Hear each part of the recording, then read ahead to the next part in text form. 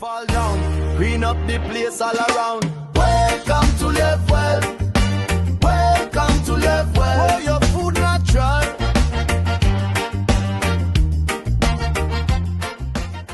Welcome back to the channel, guys. Welcome back.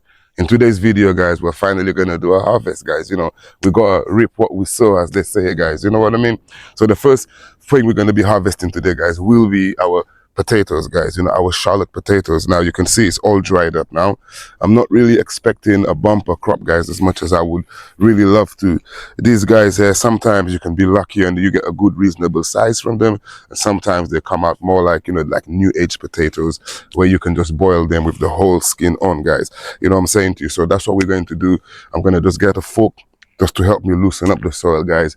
It's no dig, but you know, the potatoes are underground, guys. We're gonna get it out somehow, right? So we'll just, you know, get on with that, guys. Bless. Guys, so there we go. Got our little free spade shovel. I don't do much digging, so I don't really need a good fork, as so to speak. You know, this is just more times to loosen some soil if I need to. So we're gonna do it this way, guys. You know, like I always say, potatoes to me is like a little treasure hunt, you know? We don't know what we're gonna get, but we're gonna dig it up and hope for the best. So like I said, this year it looked like we more got the, you know, the new age style potatoes, guys. You know, they're kind of small, you know, lack of nutriments, guys. I wouldn't say it's lack of water. I don't know. I wouldn't say it's my soil either. So let's just say the variety comes like that, guys, you know. But I'm still happy whether they're big or whether they're small, guys. We're gonna make a meal with them regardless. And when they're small like this, guys, they, you know, they're much easier to handle. You can just boil the whole thing, the skin and everything on it, guys.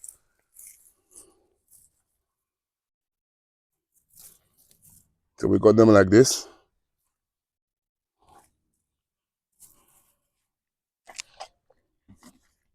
And this is mostly as well, guys, to show you what the potatoes would look like after a while.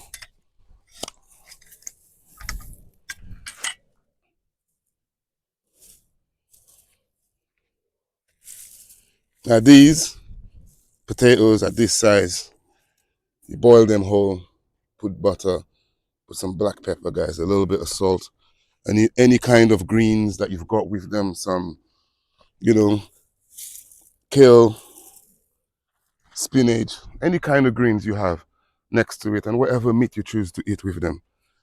You will surely enjoy them, guys. Very sweet, kind of buttery. When they smell like that, I find that they taste a bit nutty as well.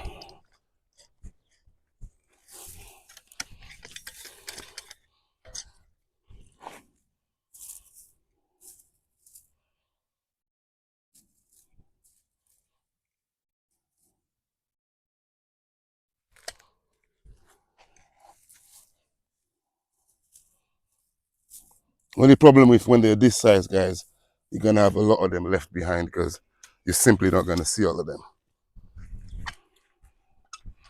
Now I just want to move down to these ones at the end. I will come back to these. Just want to see if these ones are any different, guys, because these ones did grow a bit better.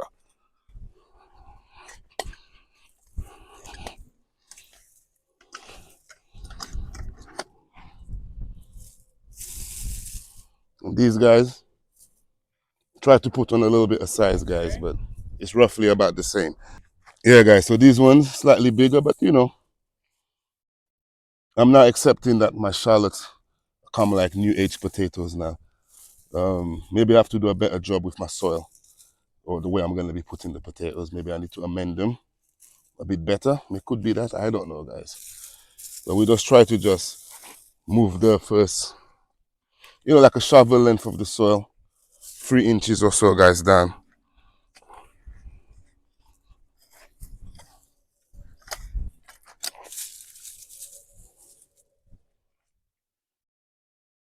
So these potatoes are definitely smaller than the actual seed potato, guys. So this is why I'm saying maybe, I don't know. I don't want to say it's lack of water this year because until the so-called ban came, they were watered, you know, regularly enough.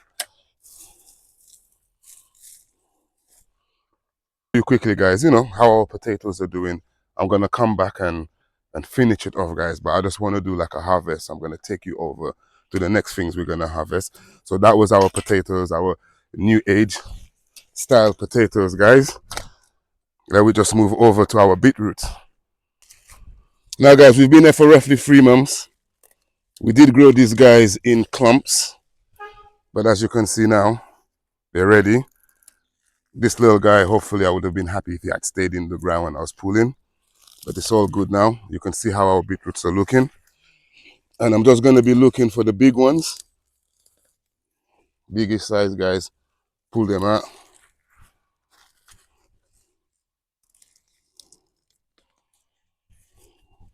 And I have been sharing. That's why you don't see 2 or 3. It's more like 1 at a time, and then there's no more. I have been giving some away to some of the allotment tiers, guys. But as you can see, I'm just going to come in, moving what I believe is the big one. I will start sowing the next set so we can have another harvest, hopefully, guys, you know, of our beetroots. But so far, this is what our beetroots look like, guys. You know, for this harvest, I think that's quite good. We're going to come and just rest them here for now. We will come back and collect them, guys. Now we're going to move over to the cucumbers, guys. Yes, I. Cucumbers are doing well. This one, I will be taking as much of them as I can today, guys, just so that the tree allows the other small fruits to grow. If the fruit has big fruits on it, it concentrates its energy on the bigger fruits, believing that, yeah, my seed is secure. It won't try to grow the others, guys. And then that way that you're going to be losing some fruit. So keep harvesting your cucumbers, guys. Keep harvesting them. We've got a nice one at the ending. Gonna move over to that one, pull this one too. And guys, the way I do it, I just simply twist. Just twist gently. And eventually, it'll just give way, guys. You know what I'm saying to you? Without hurting the plant. So that's one way of, removing your cucumbers off the plant. That's going to be going down the tree, guys. And it's the same. Any ones that I believe that can be harvested, you know, like these guys ain't going to make big ones this year, guys. This is a nice, small, short, compact cucumber. And sometimes you don't really need them to be too big because, you know, size doesn't always mean it's best, guys. All right, so let me just move around the tree. I'm just looking to find the ones that I believe is big enough to harvest, and hopefully that will release the stress off the plant, guys.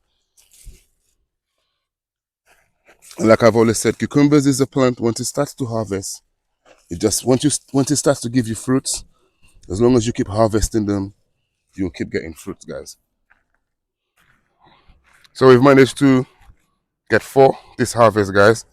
We just rest it next to the cucumbers, and we're doing well so far, guys. You know, we've done some potatoes, we've done some beetroots, and we've done some cucumbers. All of this stuff I would have to buy, and I know that it's not grown as organically, as cleanly as I've just done it myself here. So guys, grow some. Right. Let's just move over to the spring onions, guys. Yeah, now my spring onions this year, the sun, whew, beautiful, beautiful weather, guys. But they don't like heat, as you guys know. These are the purple lilies. Once again, grown them in bulbs. And all we're trying to do is just come and just take out the bigger ones, the bigger bulbs. We've still got a good portion of green on top, guys, which we'll be able to still use, you know, even though the top is a bit burnt up, as you can see here.